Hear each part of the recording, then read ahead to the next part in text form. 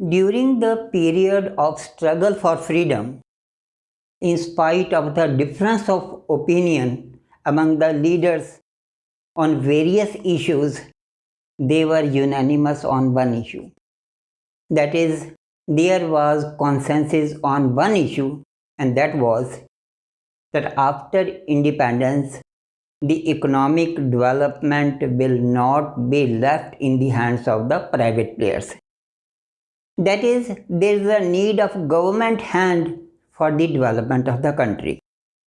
And the reason behind this consensus was, two reasons were there. Number one, Great Depression of Europe, and number two, Reconstruction of Japan and Germany. Before moving ahead, let's discuss these two incidents. In October 1929, there was a crash in the stock market which sent Wall Street into panic.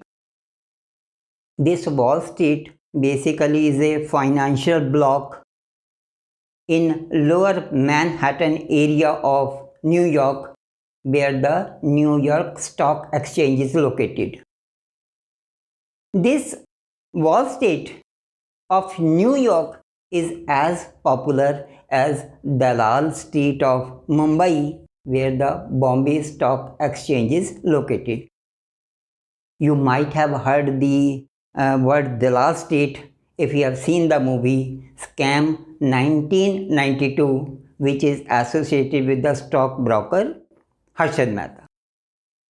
So when the Wall Street was sent into panic, millions of the dollars of the investors, they were wiped off. Tens and thousands of the people, they lost their lifelong saving. Consumer spending and investments dropped, causing a steep decline in the industrial output, which resulted in the shutdown of the manufacturing units and rendering a large-scale unemployment. Now, this unemployment further added woe to the economic crisis, which continued for a period of 10 years. This economic crisis, which prevailed in Europe and USA from 1929 to 1939, is called the Great Depression of Europe.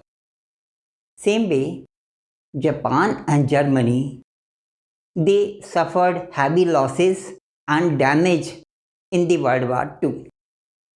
The act of undoing these damages is called Reconstruction of Japan and Germany. Now, under the absence of proper plan, or rather proper government plan, there was a lag in undertaking these situations. Now, when the leaders, they had decided that after independence, the economic development will not be left in the hands of the private players, this decision of the leaders, that got boost, or we can say got confirmation by the Bombay Plan. Now let's understand what the Bombay Plan is. Normally, the industrialists and the big businessmen, they oppose the policy of the government to take economic development in its own hands, for the reason that this way state hinders the free flow of capital, which the businessmen, they don't like. But in contrast, industrialists and the big businessmen, they got together in Bombay in 1944 and drafted a joint proposal urging, that is requesting the state to take planned economy and take initiatives in the direction of industry and other economic investments. This joint proposal drafted by the businessman and given to the state is called Bombay Plan. Now, after independence, there were two economic models or models of economic development before the country. First was capitalistic model of economic development, which was in practice in USA and Europe, which advocated the liberal capitalism. Second was the socialistic model of economic development, which was practiced in USSR, where private property is abolished and the production is totally controlled by government. Now, as leaders before independence had decided that economic development will not be left in the hands of the private players, that is, they never favored the capitalistic model of economic development. But under the conditions the India got independence, especially after the incident of partition, the leaders didn't find it right to adopt socialistic model of economic development completely. So they chose to take the combination of the two, that is capitalistic model and socialistic model. Hence they decided to take mixed economy model for the economic development. For the same reason, the agriculture sector was given in the private hands, while the industrial sector was given in the hands of the government. Heavy industry directly in the control of government, while the small industries in the control of government by means of permits and licenses. Now, no doubt, government decided to take up the mixed economy model for its economic development, but it wanted to have it in a planned way. Actually, after the incident of Great Depression, when the economy of Europe and USA that has touched the bottom, there was a spectacular rise in the economy of USSR, and USSR was taking its economic development in a planned way. So the idea of forming a body like Planning Commission didn't come as a sudden. Rather, its origin lied after the observing the incidents like Great Depression of Europe and Reconstruction of Japan and Germany. Formally, the Planning Commission came into being in March 1950 by a simple resolution of Government of India. Though its name now has been changed, but that we'll talk a little later during this topic only. Before moving ahead, let's discuss the function of the Planning Commission. Now, Planning Commission is the most important and influential central machinery of the government to decide the path and the strategy the government will take for its development. Though it has only advisory role, but its recommendation become effective just by an approval of the Union Cabinet. After the function, let's see how does the Planning Commission work. Actually, the government prepares a document of its income and expenditure. Accordingly, the central and the state governments, they divide their budget into two parts. First one, planned budget, and the other is non-planned budget. Now, non-planned budget is spent on the routine items on the yearly basis, while the planned budget is spent on 5-yearly basis as per the priorities fixed in the 5-year plan. Now, as said earlier, that Planning Commission came into being in March 1950, but now has been replaced by NITI Aayog, that is National Institution for Transforming India. and NITI Aayog came into being on 1st of January 2015 after the NDA government came into power in year 2014.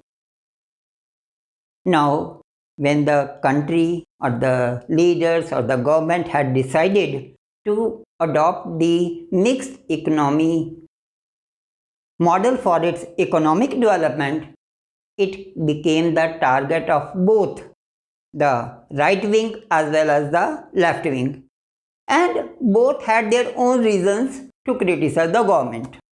Now, one by one, we will take the points on which they were criticizing the government.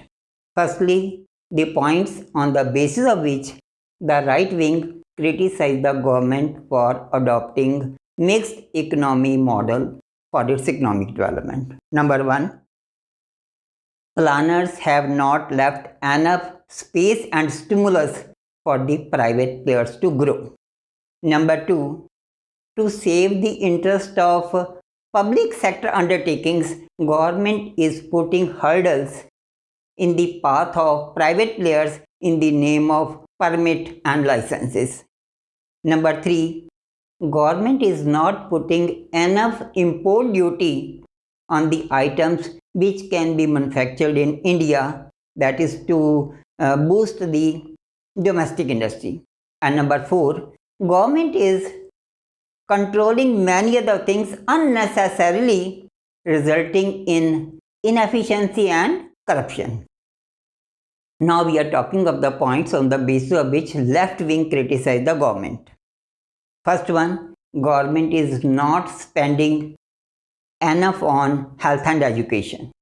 Number two, government normally, leaving some exceptions, is investing in those sectors where the private players are not interested to go. And third one, many of the policies of the government are letting private players to make profits. But unmoved by the criticism, maybe from the right wing or the left wing, government kept moving ahead for the betterment of the economy.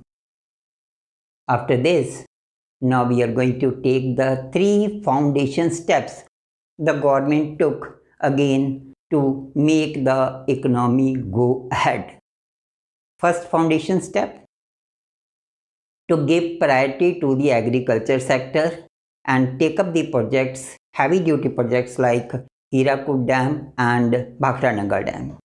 Second foundation step, to move in the direction of rapid industrialization with a common thought that industry is very much needed for making the country modern.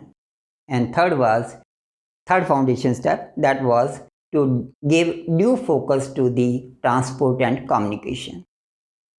Now, first of all, we are going to discuss the first foundation step, that is giving priority to the agriculture sector.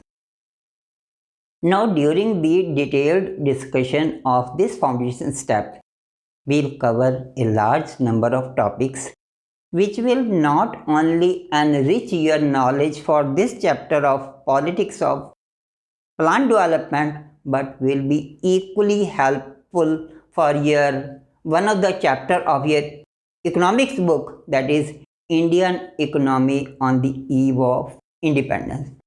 So be careful and concentrated to listen each and everything in the coming part of the video. So our discussion now is the first foundation step, that giving priority to the agriculture sector.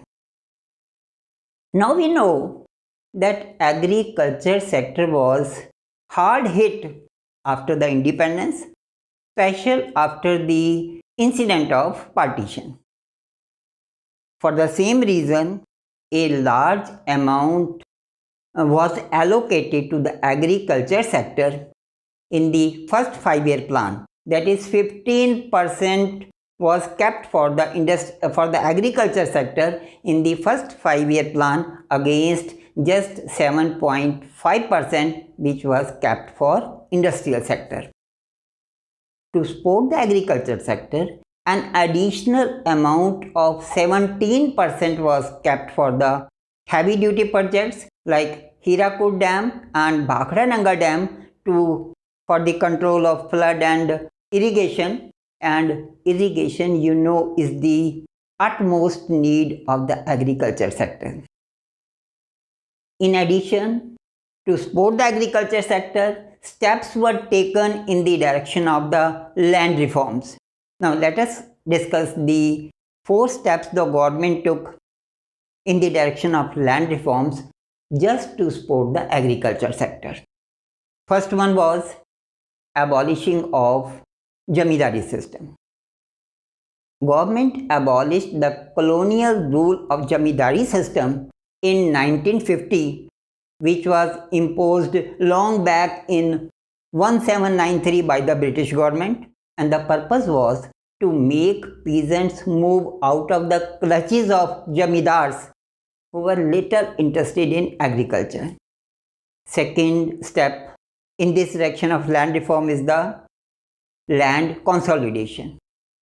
Land consolidation basically is the rearrangement or readjustment of the fragmented parcels of land and their ownership in such a way so as to form a big, that is rational piece of land to easy up the process of cultivation. Third was giving land to landless, a very good step in the direction of land reforms. And fourth was land ceiling. Land ceiling basically is the fixing of the upper limit of land a person can hold. Though this act came a little later in 1960, and by then many of the landlords who were having a higher piece of land more than the limit could transfer the land in the name of the other people. We know, never mind, loopholes are always there in a system, and clever people don't leave a chance to take the advantage of loopholes. Now, in spite of all these efforts taken in the direction to boost the agriculture, results were not of the level as expected. As a result, there was a shortage of food in the country and had to import the food grains from the other countries, especially from USA, and in turn, the country was under pressure to change its economic policy. This is a story of around 1960. Now, to overcome this situation, government started a project called Green Revolution under the supervision of agricultural scientist M. Swaminathan. It was decided to help those farmers who were already well off. So far, government was helping only those farmers who were lacking behind. But this time it was decided to help those farmers who are well off and have good sources of irrigation. And the plea behind this was that farmers, those who have a good capacity of producing grains, can increase the production in a shorter span of time. Now, the area selected for this project was Punjab, Haryana, and western part of the UP. So the farmers of these areas, they were provided with, number one, high yielding variety of seeds. They were provided with fertilizers. They were provided with the pesticides and agricultural implements at subsidized rates. And above all, these farmers were given the guarantee that their produce will be purchased by the government at reasonable rates. Though results were not very good in the first phase, that is from 1960 to 1970, but the things were surprising in the second phase, that is from 1970 to 1980, when the country not only became self-sufficient in terms of food grains, but even became capable of exporting the food grains. Even the government had to construct the warehouses under the institution Food Corporation of India, shortly known as FCI, to procure the surplus food to be used at the time of emergency, at the time of natural calamity. This storing of the food, surplus food, is called buffer stock. So, taking agriculture sector as the priority, and main thing is that after its due follow-up, changes were really marvelous. The efforts of the government bore fruit and country became self-sufficient in terms of food grains. At this time, we will have to talk about some of the side effects of the Green Revolution. Even let's talk these side effects. Number one, the rich farmers and the landlords, they were main beneficiaries of Green Revolution. Number two, Green Revolution was restricted to two food grains, mainly the wheat and somewhat the rice. And third was, it created or it polarized between classes and regions, that is, farmers of Punjab, Haryana and Western UP on one side and the rest of the farmers on the other side. Though in addition to Punjab, Haryana and Western UP, some portions of Andhra Pradesh and Tamil Nadu, they were also selected for this project. Now, let us even see the two political effects of this Green Revolution. Number one, due to contrast between the rich farmers of Punjab, UP and Haryana and other poor farmers of the rest of the country, it created the space for the left-wing organizations, that is like communist parties, to attack these poor farmers towards themselves as who became their solid vote bank. And rich farmers who were the beneficiaries of the Green Revolution, they started taking interest in the politics and became influential in their regions.